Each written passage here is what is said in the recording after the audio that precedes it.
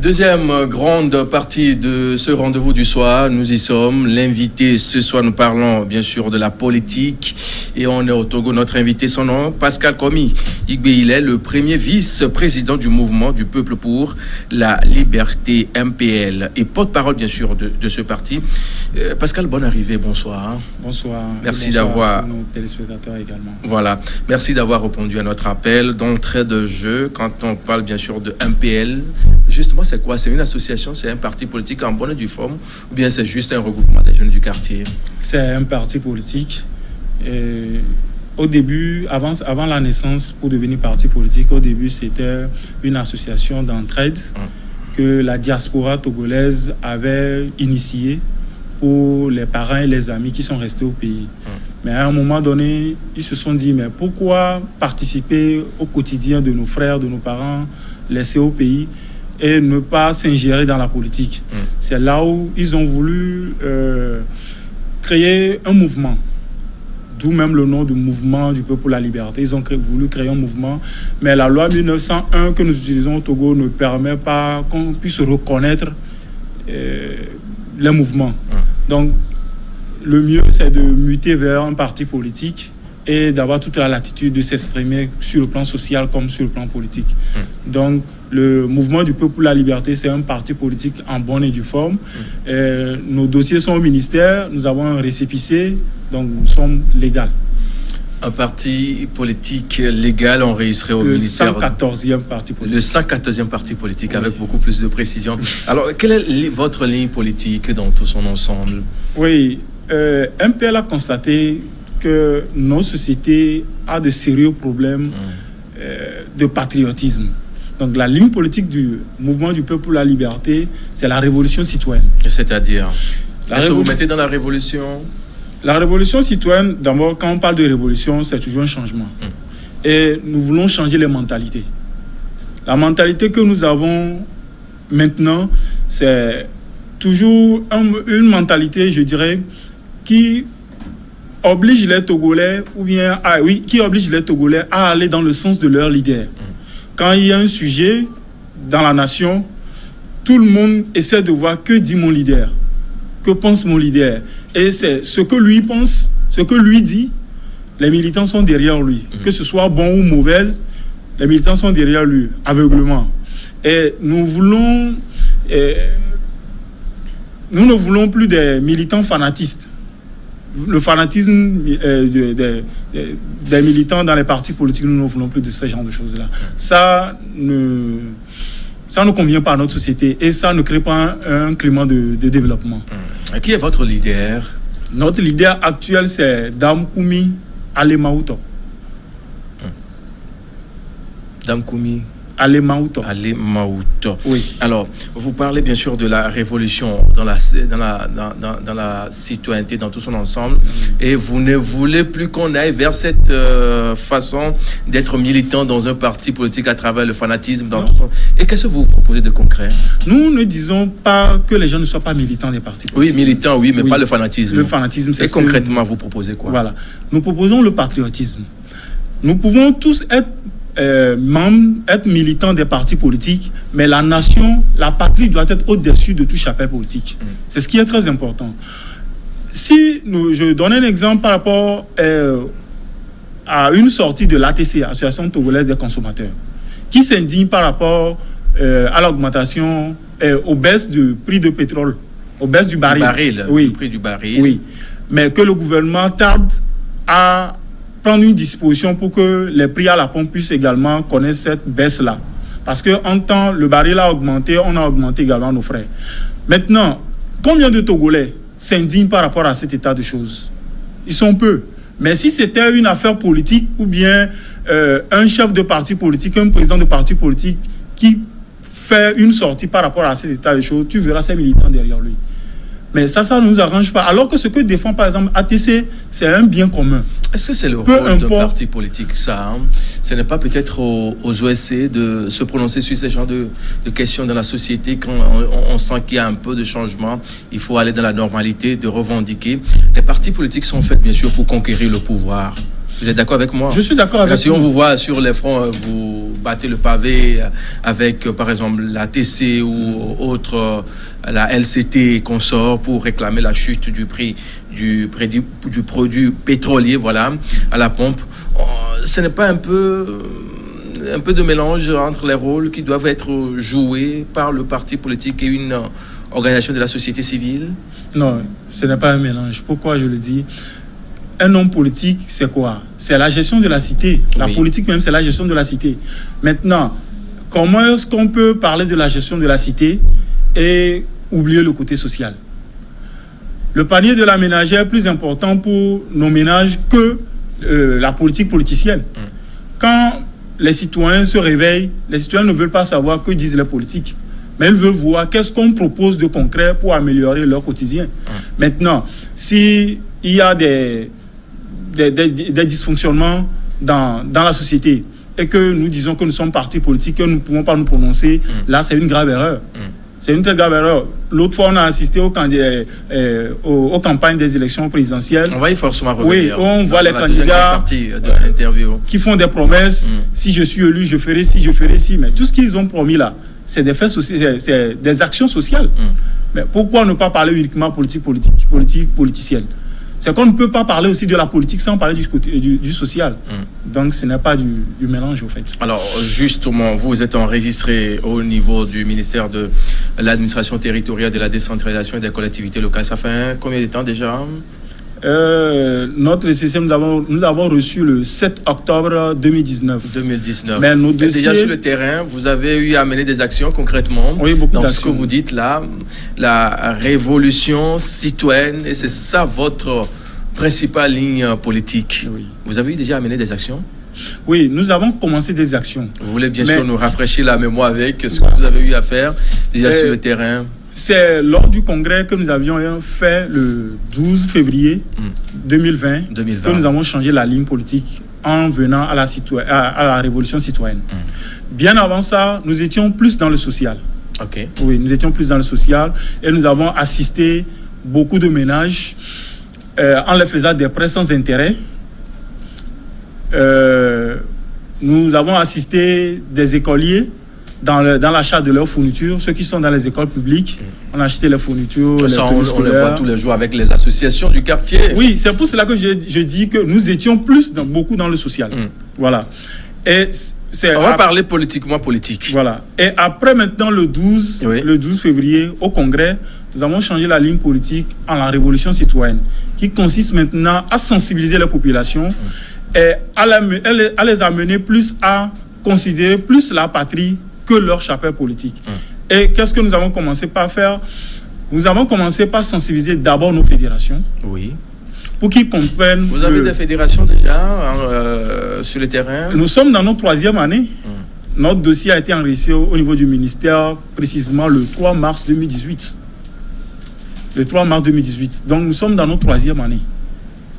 Donc, dans nos fédérations, nous avons déjà commencé par sensibiliser les militants sur l'importance du patriotisme. Parce que il ne faut pas que eux également s'attendent à ce que ce soit peut-être Dame Koumi, Alema Outo qui lance un mot d'ordre et qu'ils doivent suivre sans analyser le contenu. Même si c'est un autre leader d'un autre parti politique qui émet une idée et que cette idée doit avantager la nation, ils n'ont pas besoin d'entendre MPL ou bien la présidente de MPL pour se prononcer avant de réagir. Finalement, quelle est la position? Enfin, la position, c'est un parti centriste ou de gauche ou de droite, comme on a l'habitude de le dire. Quelle est finalement votre position sur l'échiquier politique? Nos actions sur l'échiquier politique le démontrent. Nous sommes purement de l'opposition. Purement de l'opposition. Nous ne sommes pas centristes. Ni une béquille du pouvoir en place. Alors, vous êtes enregistré, ça fait des années déjà, et vous êtes sur le terrain. On va s'intéresser également à vos idéaux. Vous avez parlé bien sûr de cette ligne politique qui consiste bien sûr à révolutionner la citoyenneté dans tout son ensemble. À part ça, il y a d'autres? C'est le fondamental au fait. Et au cours de nos sensibilisations dans les fédérations, dans nos meetings, nous aurons également à développer le sens du travail au niveau des militants ou bien des assistants, ceux qui viendront assister à nos différentes réunions.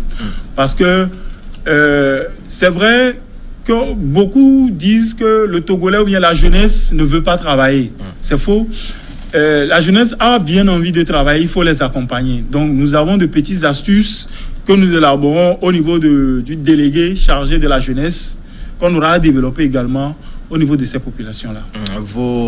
Bien sûr, vos différentes actions sur le terrain sont déjà palpables. Si je peux oser croire à ce que vous dites. Oui. Si vos fédérations, c'est un peu partout dans le... Non, si je dis un peu partout... Ou bien c'est à Lomé.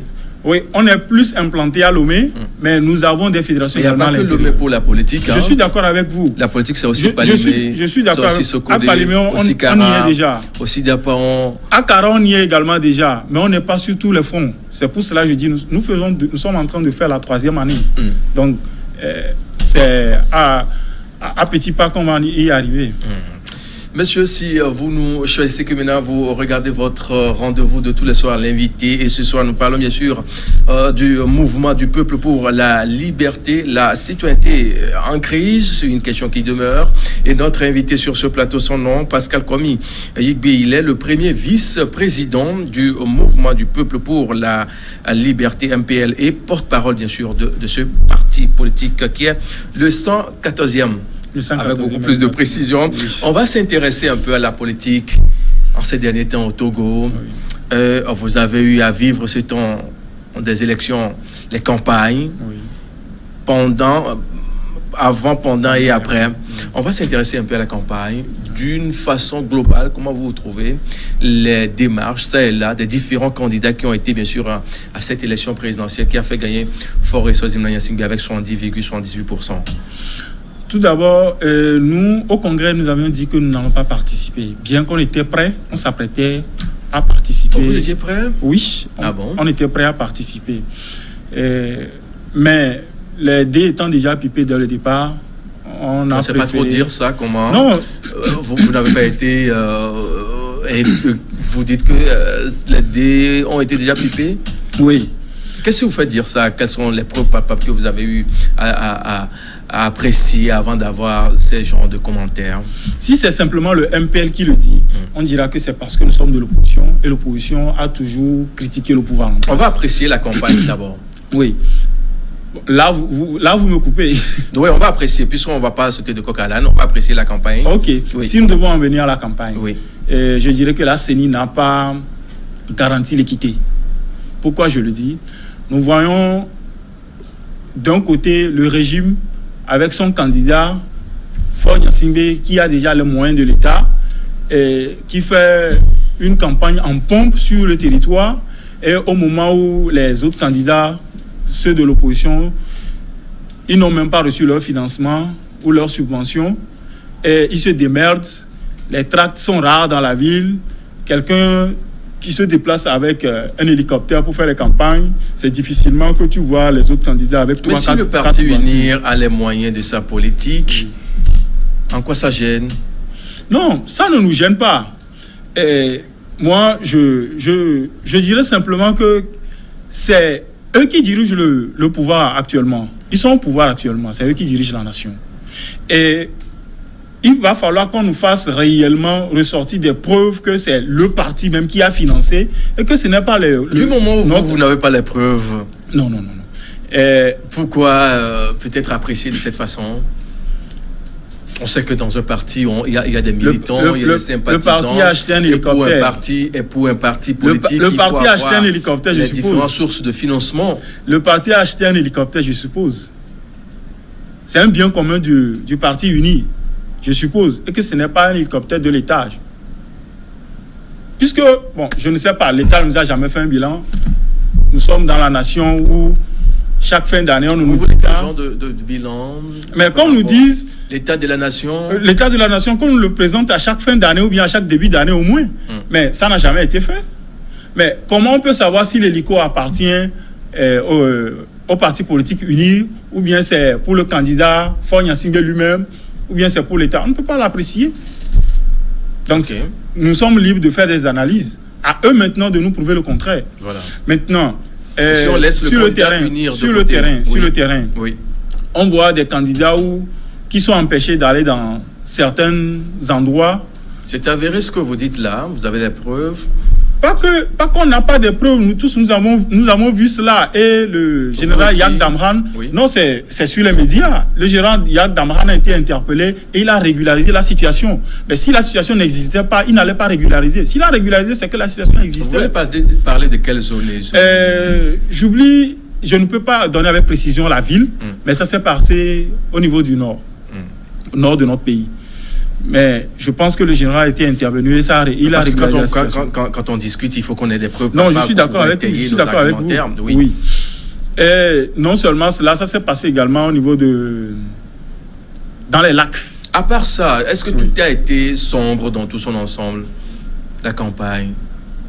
La campagne, en réalité, a été vraiment morose. Même la campagne qui a été faite lors des élections locales était même plus consistant, plus vivace que ce qui a été fait lors des présidentielles. On ne peut pas sentir que c'est réellement une campagne présidentielle.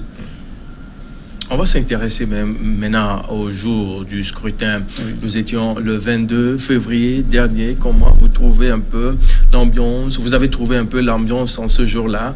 Parce qu'on sait que de par le passé, il y avait certains soucis, ça et là. Mais ce jour-là, il y avait quand même la calmie, non? Ou bien vous n'êtes pas d'accord avec moi? Non, il y a eu la calmie. Les Togolais sont sortis voter. Mais il y a eu beaucoup d'enjeux. Oui. Parce que quand nous voyons les élections législatives de 2018, les élections locales de 2019, nous allons constater qu'il y a un fort taux d'ascension. Mais par contre, au niveau des élections présidentielles que nous avons faites cette année, il y a eu beaucoup de participation. Mais ce n'est pas fortuit. C'est dû à deux éléments qui sont rentrés dans la politique togolaise. Lesquels? Il y a l'intervention du prélat, Monseigneur Fan Kokodjoro, ce qui n'est pas habituel dans notre scène, sur notre scène politique.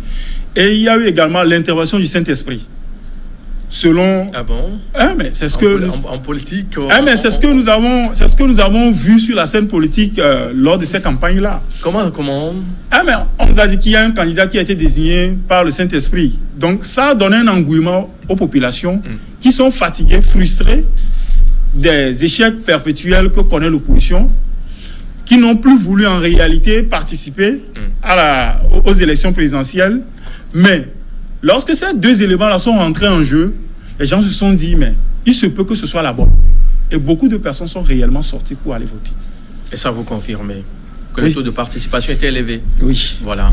Maintenant, on va s'intéresser un peu aux résultats qui ont été bien sûr proclamés 24 heures juste après, parce que de par le passé, on a eu à assister au moins à 2, 3, 4 jours avant qu'on ait les provisoires, avant de voir les définitifs, une semaine, voire 2 semaines après.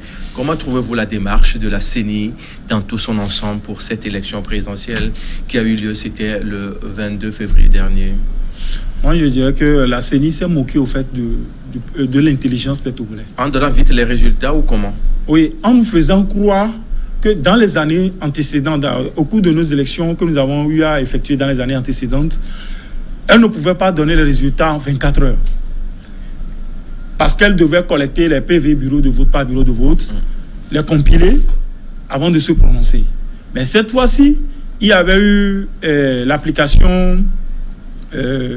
ils avaient partagé les portables, les mobiles, pour qu'on puisse collecter les résultats. Mais au dernier jour, je crois, c'était à la veille, justement, ils avaient remonté l'information comme quoi ils n'allaient plus utiliser les mobiles. Oui, mais système sincère. Mais plutôt, ils vont encore collecter les procès-verbaux. Donc, si collecter les procès-verbaux nous a mené à donner les résultats au moins 3-4 jours, même s'ils font de la magie, ça devait aller au moins à 48 heures. Pourquoi traîner jusqu'à aller à 48 heures s'il y a les moyens?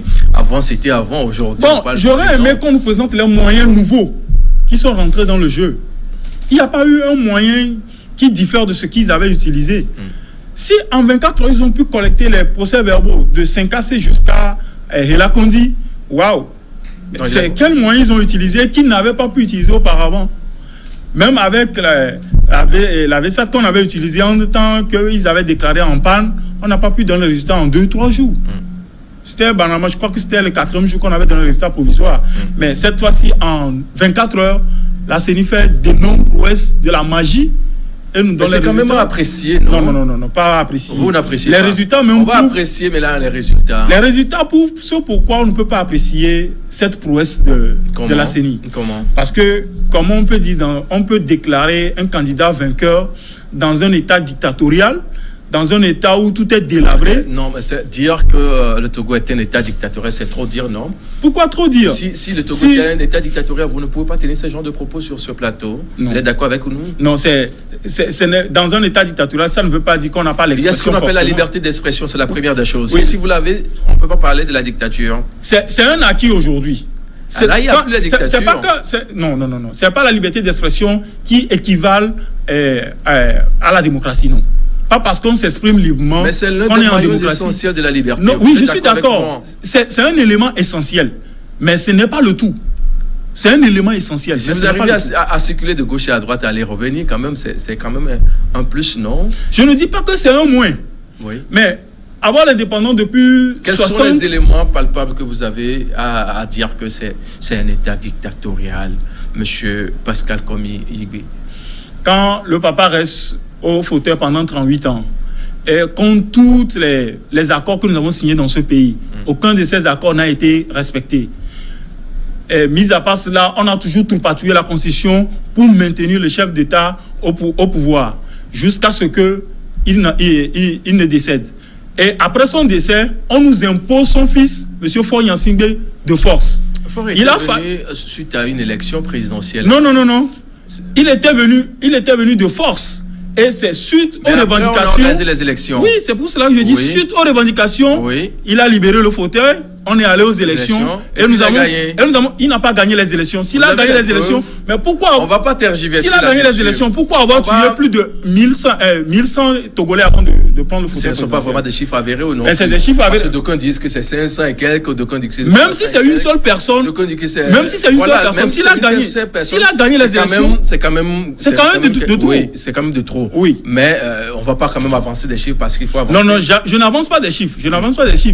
1100 personnes, il y a des rapports qui en ont parlé. 500 personnes, il y a également d'autres rapports qui en ont parlé. On va s'intéresser un peu à l'appréciation du résultat. Ça va chez vous, en tant que parti politique que vous êtes, les résultats reflètent également ce qui a été ce jour-là du 22 février? Les résultats ne reflètent pas le vote des Togolais, mais les résultats reflètent la classe politique togolaise. Donc la faute est imputée à tout le monde. À tout le monde, la classe politique togolaise. On va s'intéresser maintenant à vos activités que vous pensez mener ou bien que vous allez mener dans les jours qui viennent. Dans les jours qui viennent, comme je l'ai déjà dit, nous avons changé notre ligne politique qui est la révolution citoyenne et ça demande beaucoup de travail. C'est des sensibilisations, des colloques, des conférences, des séminaires.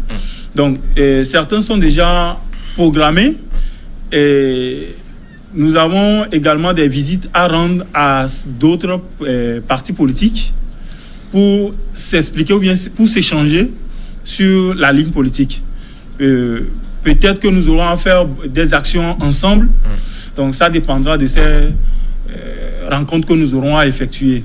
Donc il y aura des activités beaucoup d'activités que nous allons organiser juste pour que les populations soient imprégnées de l'importance du patriotisme et non du militantisme fanatique. Le patriotisme et non du militantisme fanatique. Oui. On est pratiquement à la fin de l'entretien. Quel est ce message que vous avez à l'endroit d'abord des différentes classes politiques qui existent sur l'échiquier togolais et également à l'endroit des jeunes qui vous suivent en ce moment? Oui, à la classe politique togolaise, je parlerai d'abord plus du côté de l'opposition. Je dirais que plus nous sommes sérieux, plus ce régime pourra facilement libérer le plancher. Parce que nous lui donnons plus de considération. C'est parce que nous ne nous organisons pas au mieux que le régime perdure. Et ça décourage cette population-là qui nous suit, qui nous fait confiance. Vous êtes bien organisé chez vous, là? Chez nous, au MPL? Oui. Non, si je le dis, je préfère plutôt que d'autres personnes en parlent. Je ne vais pas parler. On veut juste quand même avoir une idée. Je te dirais que nous sommes très bien organisés. Parce que quoi, c'est mon On parti. a vu avec tous les autres partis politiques sur l'échiquier déjà. C'est pourquoi les gens qui ont dit ça et qui après on c'est pourquoi je ne veux pas en parler. On a assisté à des présidents à vie, des jeunes qui ne veulent pas partir, des jeunes qui tantôt militent pour 3 partis politiques à la fois. Hein. Nous sommes déjà dans notre 3e année. Nous avons déjà fait 3 congrès. Nous avons déjà changé 2 présidents. Et notre premier président, c'était Pascal Kosivi Adjamagbo. Et pour beaucoup de partis politiques, le président fondateur, c'est sa chose, quoi. Il le gère comme il veut. Nous démontrons déjà l'exemple au niveau de MPL, comme quoi un parti politique, c'est un bien commun. Un message à l'endroit de la jeunesse. Un message à l'endroit de la jeunesse, c'est de ne pas perdre espoir. De ne pas trop rêver, mais de plus penser au travail. C'est à force de travail que nous allons arriver à l'alternance tant souhaitée. Pascal Komi Igbe, vous êtes le premier vice-président du Mouvement du Peuple pour la Liberté, MPL, et vous êtes également un porte-parole. Mesdames et messieurs, c'est ainsi que nous marquons une pause à cet entretien dans l'invité du jour. Juste derrière nous, le journal. On se retrouve juste derrière pour la suite de ce grand rendez-vous de ce soir. Les regards croisés avec les confrères de la presse. À très vite.